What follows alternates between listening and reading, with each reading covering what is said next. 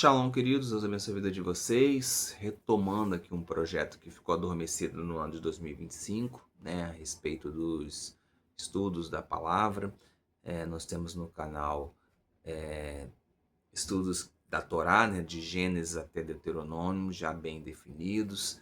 Temos vídeos de todas as cartas e livros do Novo Testamento, exceto Hebreus, que nós vamos começar a tratar a partir de hoje, e Apocalipse, tá? Bom, de imediato vamos começar então o nosso estudo, tá? Então essa carta, e eu vou pedir licença que de vez em quando eu vou olhar aqui para baixo, porque as minhas anotações estão aqui para baixo, né? Então essa é a carta de Hebreus, junto com as cartas de Tiago, de Pedro, de João, de Judas, elas vão ser conhecidas como as epístolas gerais, tá? Por quê? Elas foram escritas para toda a comunidade de Cristo, tá? Diferente das demais cartas que foram escritas para gentios, ou foram escritas para indivíduos, como é o caso, por exemplo, da carta de Timóteo, né, Tito, né? E são consideradas essas também como pastorais, tá bom? Existe um grupo de pesquisadores da palavra que definem que dessas 8 cartas, das quais os autores eu acabei de citar, todas menos 3, que seriam as 3 cartas de João, foram escritas especialmente para o povo judeu, tá? Por quê? Por conta da linguagem, por conta da maneira como se é dito, tá? Bom, o o título da carta aos Hebreus, ela está contida em vários documentos antigos, mas não no original, tá? É algo que é muito antigo, está ali para, óbvio, mostrar que se trata, né? A carta se trata de algo que é escrito especialmente para os judeus, né? Mostram ali na sua carta elementos que são importantes dentro da fé judaica, né, que não poderiam ter sido deixados de lado, como, por exemplo, o sacerdócio, o sistema sacrificial, os anjos, a questão de Melquisedeque, fala de Abraão, fala de Moisés, fala de Israel no deserto, fala das alianças bíblicas, dos homens de fé do Antigo Testamento, do papel da Torá, né, na Nova Aliança, e assim por diante, tá? E aí, quem é o autor de Hebreus? A gente não sabe quem é o autor de Hebreus, tá? Então, vou trazer algumas referências históricas para que a gente possa, cada um possa tomar aí a sua decisão de fé, tá? Porque não dá para saber realmente quem é ainda. Então, olha só. Alexa, ligar luz quarto. Desculpa. Então, o que acontece? Eusébio, na sua obra História da Igreja de 324 depois de Cristo, ele cita Clemente de Alexandria, tá? Clemente de Alexandria, ele em torno de 200 antes de Cristo, tá? E nessa obra ele declara que o autor de Hebreus é o apóstolo Paulo, tá? Então, Clemente de Alexandria, que viveu 200 depois de Cristo, tá? Já dizia que essa carta pertencia a Paulo, e Eusébio, na sua obra A História da Igreja, ele coloca como citação, tá? Bom, qual o problema aqui? O grego que é utilizado na carta de Hebreus é um grego muito elegante, tá? É um grego muito diferente das demais cartas que Paulo escreveu, tá? Isso indica que provavelmente não foi ele que escreveu. Porém, podem ter acontecido duas coisas aqui. Primeiro, Paulo pode ter escrito em hebraico, tá? Utilizando a linguagem judaica, que nós vamos ver mais aqui à frente, e alguém pode ter traduzido, tá? E essa pessoa que traduziu, essa pessoa que transformou do hebraico para o grego, por ser uma pessoa culta, colocou o texto num formato mais elegante, tá? Essa é uma possibilidade, tá? Eusébio também vai citar Orígenes, tá? Orígenes é de 280 a.C. E Orígenes defendia a seguinte opinião, tá? Vou abrir aspas para ele. Os pensamentos são do apóstolo. A linguagem e a composição, porém, são de alguém que guardou na memória e de algum modo tomou notas do que foi dito por seu mestre. Então, o que Orígenes está dizendo aqui é que Paulo que falou, mas outra pessoa que em determinado momento ouviu Paulo falando, vamos imaginar que fosse uma pregação, anotou, rascunhou e transformou isso em papel, tá? Também é uma possibilidade. Vamos ver o que diz alguns judeus, tá? Dr. Joaquim Henri Bietzetal, tá? Que nasceu em 1804, morreu em 1886, tá? Em 1878 ele faz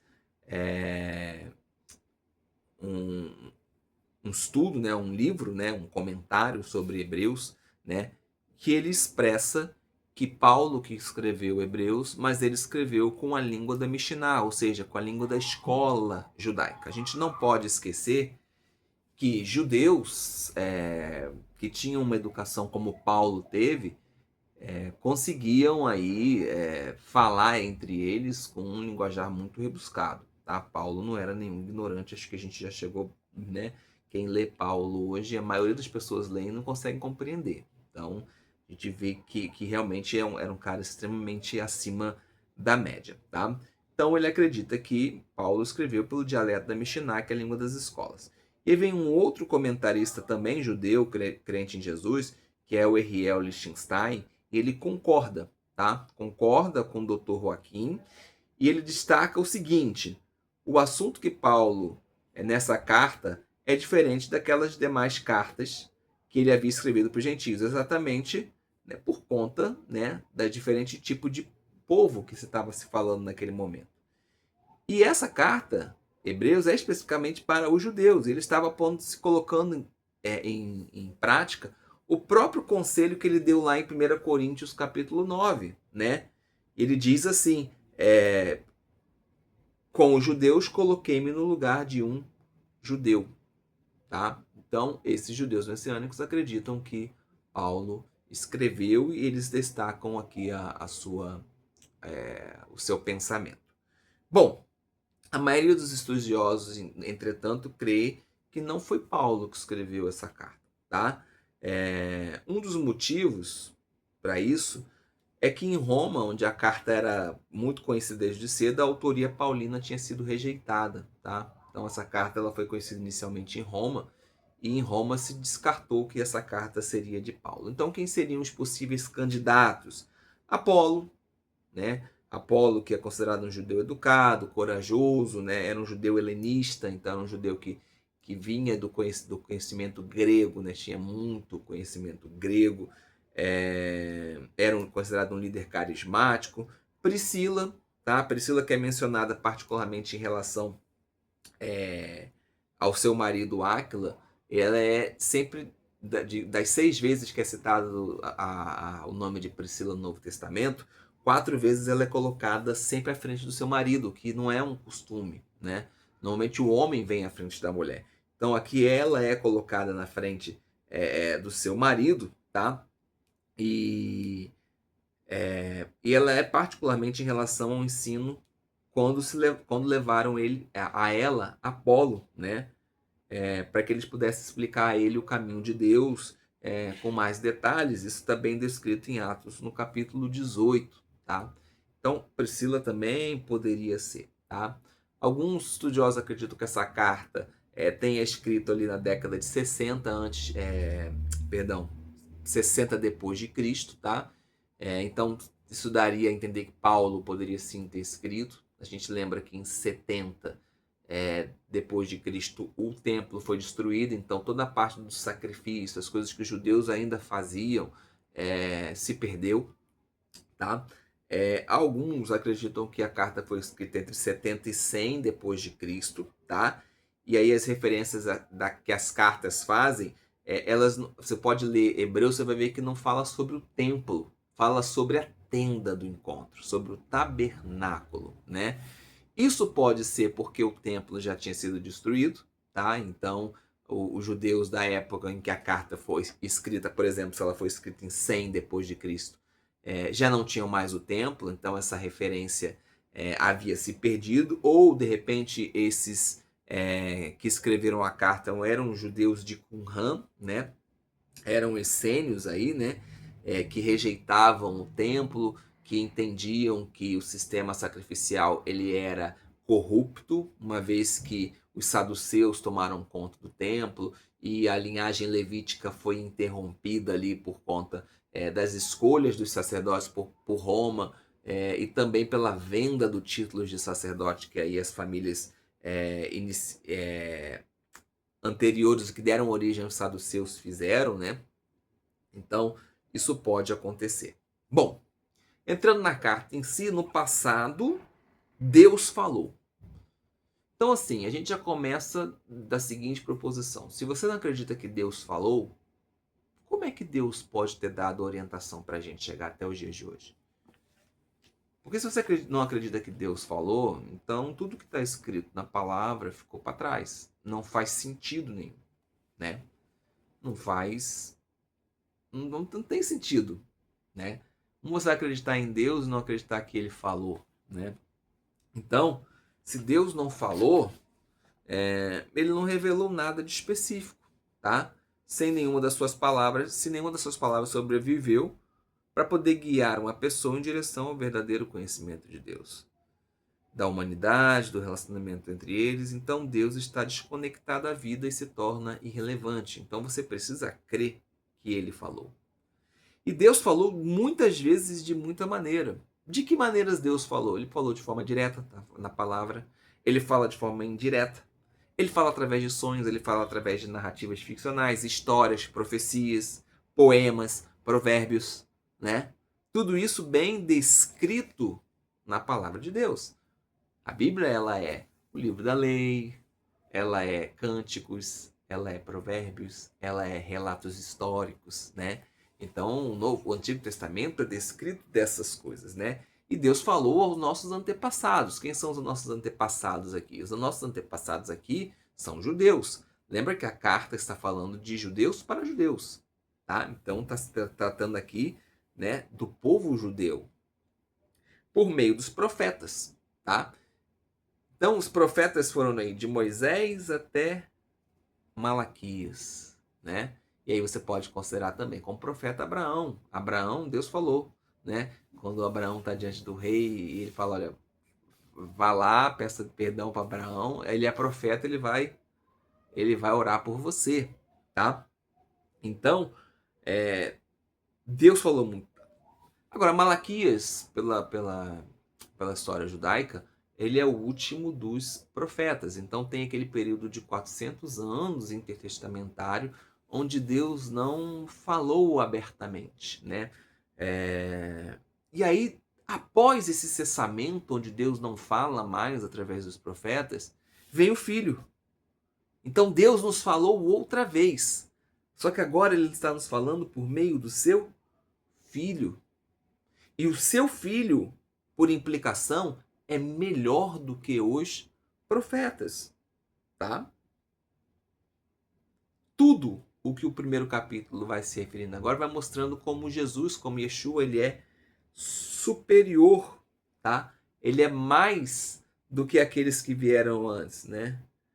Tudo aquilo que estava disponível anteriormente, com Cristo é muito melhor, tá? E aí, para descrever isso, ele vai dar para a gente 7 características ou 7 coisas que o Filho de Deus tem que mostram que ele é superior às demais coisas. A primeira de todas é: Deus concedeu a ele propriedade de todas as coisas. Todas as coisas pertencem a Cristo. Tudo é dele, por ele e para ele.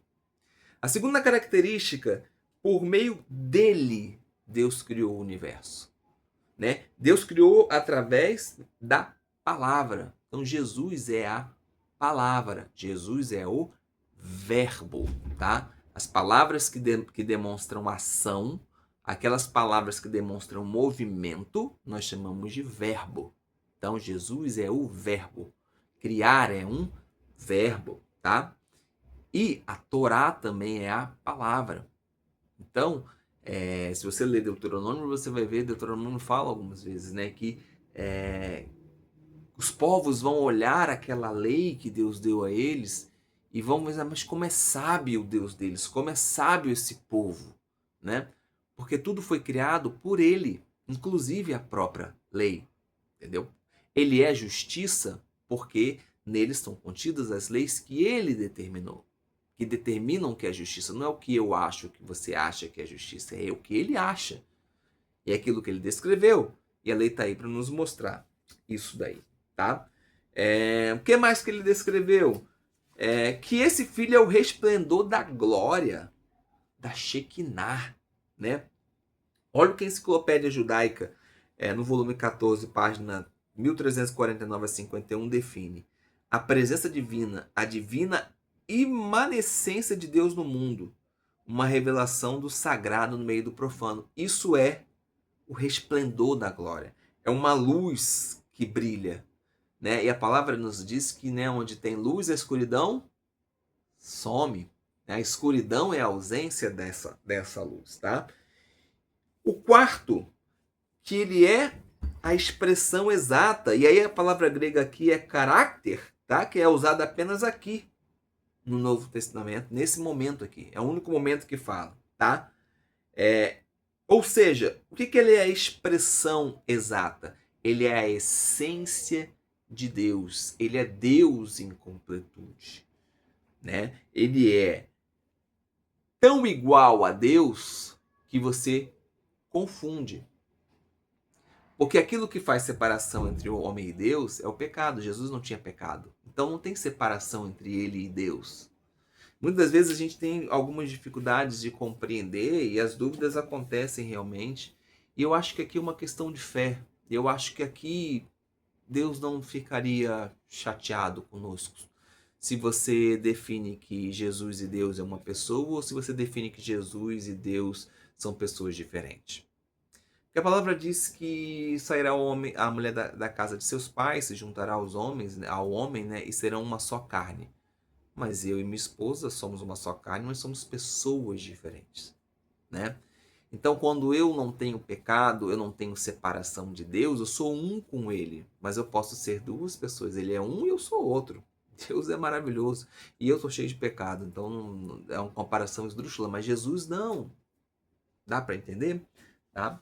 E aí, quando você entende que Ele veio como homem, viveu como homem, morreu como homem, a sua fé aumenta. Porque para Deus isso era fácil, gente. Tá? A quinta característica, Yeshua não é só a palavra, mas como também tem uma palavra poderosa, na qual sustém conjuntamente todas as coisas, mantendo sob sujeição, sob domínio dele, tudo que existe.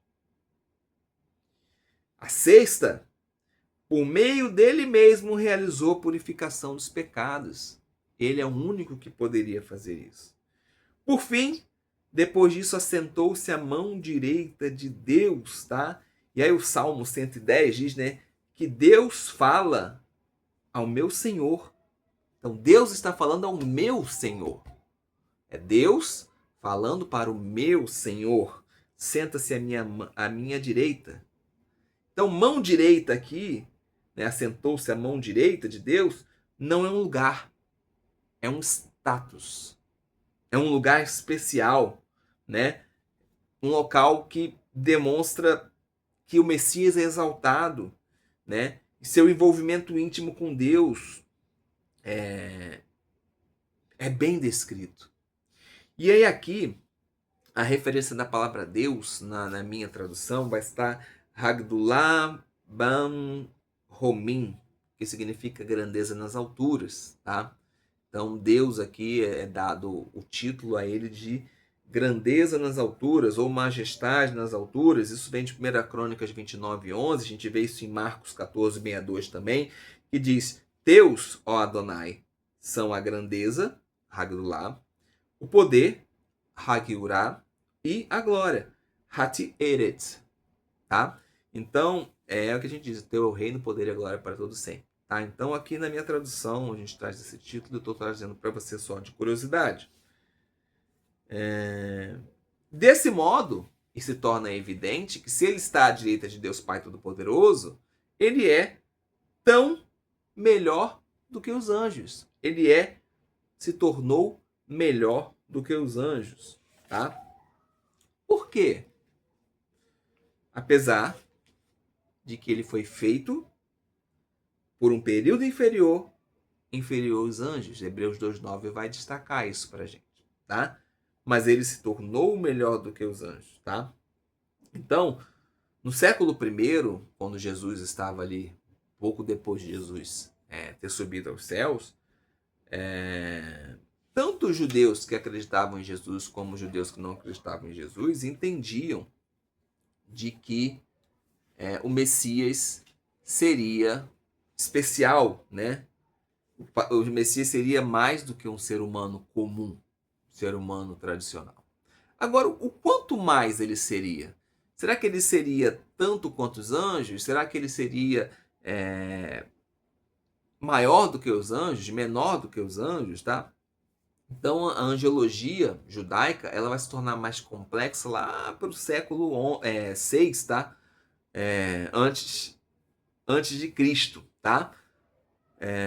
Portanto, a pergunta é: em qual ordem angelical, então, se Jesus iria ficar? Né? Essa era a pergunta da maioria dos judeus da época. Né? 6 séculos antes de Cristo, se montou-se ali a angelologia, né? Quem que é maior? É querubim, é serafim, né? É arcanjo, né? São os anjos da guarda. Tem toda essa descrição, essa definição. Então, para um judeu da época, poxa, onde é que Jesus se encaixa nessa história? Em qual parte da angelologia ele está? Ou ele é superior, ele é inferior? Como é que funciona essas coisas, tá? E a resposta decisiva vai ser dada aqui, em nenhum lugar, tá? Ele está acima de todos. Ele é superior a todos. Então ele não estava em lugar nenhum, diferente, completamente diferente. Ele é melhor. Ele não se compara, né? Deixa eu ajeitar a câmera aqui. Ele não se compara, tá?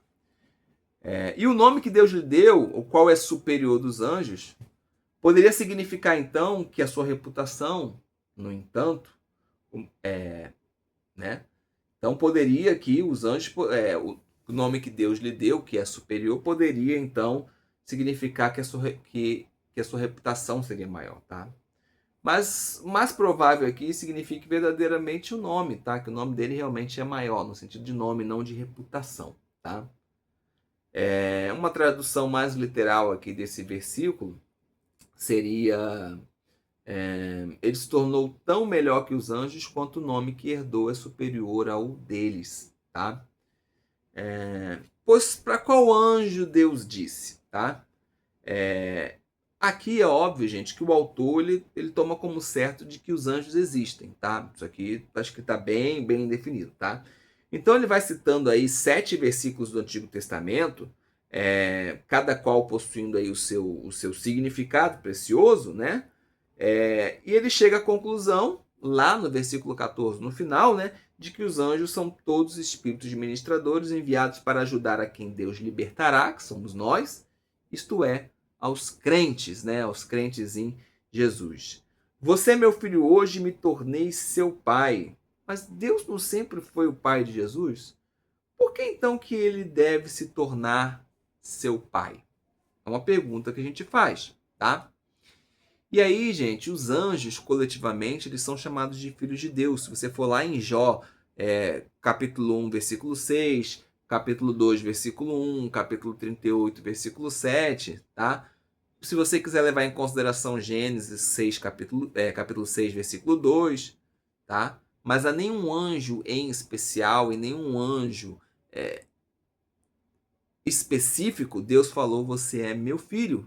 Como fez, por exemplo, com Jesus no momento em que ele foi batizado, tá?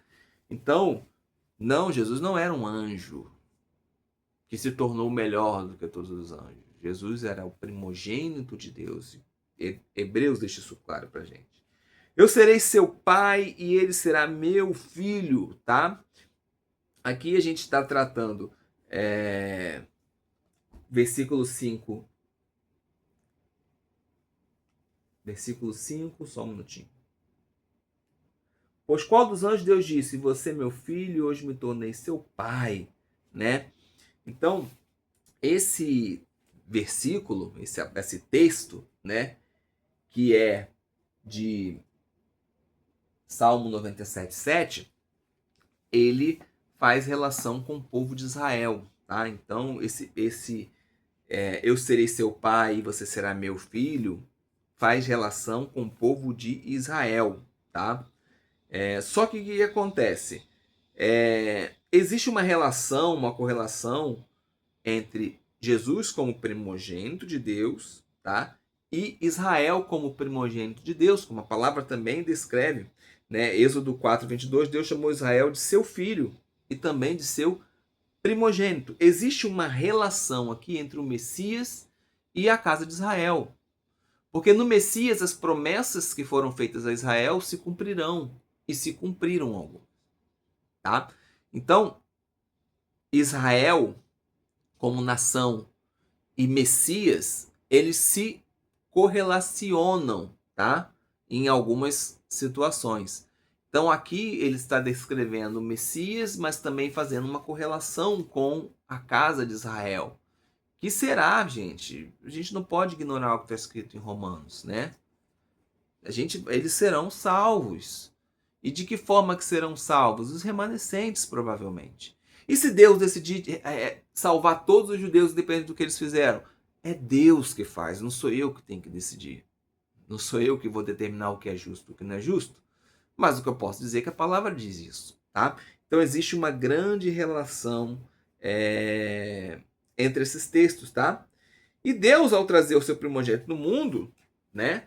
Ele também faz uma preparação para levá-lo para o mundo espiritual. Porque o que acontece? Ele vem para a terra, mas retorna para onde? Para o céu. E ele tem uma função no céu nesse momento, aonde Deus está presente. A função dele agora é de sacerdote.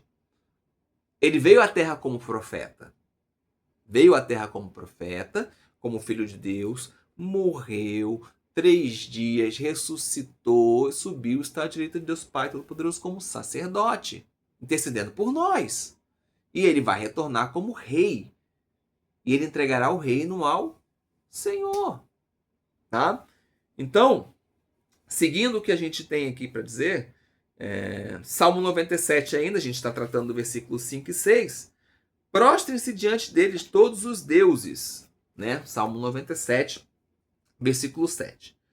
Só que o judaísmo, em algumas passagens, consegue traduzir Elohims, deuses, né, em anjos, tá? Então, a tradução da Septuaginta, por exemplo, que todos os anjos do Deus o adorem, Salmo 97, 7, tá? Então não há uma surpresa em relação a essa tradução, tá? O que surpreende aqui é que o objeto da adoração é Deus. E aqui, Deus está sendo descrito como seu filho, tá? Então essa é uma maneira indireta do Novo Testamento mostrar que Jesus é Deus, tá? E que ele também é motivo de adoração, tá?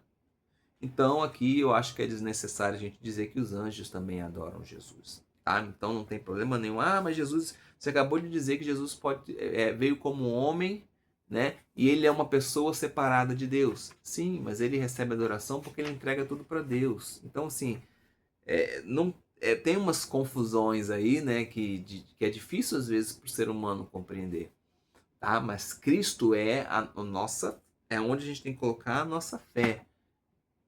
Ele entrega ao Pai, né? Quando você ia lá nos tempos antigos levar um sacrifício e você tinha cometido um pecado, você entregava isso ao sacerdote. E é o sacerdote que entregava isso a Deus. Então, entendam a figura do sacerdócio. Bom, aí caminhando para o versículo 8 e 9, que é o Salmo 45, né? É um poema de casamento, tá? Esse poema de casamento ele pode ter escrito para Davi, para Salomão ou para outro rei israelita, tá? E aí esse salmo vai ser compreendido como se referindo ao rei Messias, tá? Como faz, por exemplo, o Targum judaico. E o seu casamento é uma alusão à sua redenção de Israel. Então, quando Cristo voltar, ele casará com a sua noiva. Quem é a sua noiva? A noiva do Senhor é a igreja. Quem é a igreja? Judeus e não judeus, judeus e gregos mencionados. Como Efésios diz, se eu não me engano, né? Que nós que não éramos judeus estávamos afastados de Cristo, afastados de Deus, mas por conta dele nós fomos aproximados à comunidade de Israel. Então nós temos que fazer parte deste povo e não substituir este povo, como muita gente acredita, tá? Bom, governas o teu reino com cetro de equidade, amas a justiça. A retidão e a justiça são os alicerces do trono de Deus. Salmo 89:14, Salmo 97:2, né? Do mesmo modo, na passagem messiânica de Isaías 9, versículos 5 e 6, algumas Bíblias, versículos 6 e 7, né? Que é o seu reino, o governo sobre os seus ombros, né? Estabelecido e mantido como justiça e retidão, desde agora e para sempre.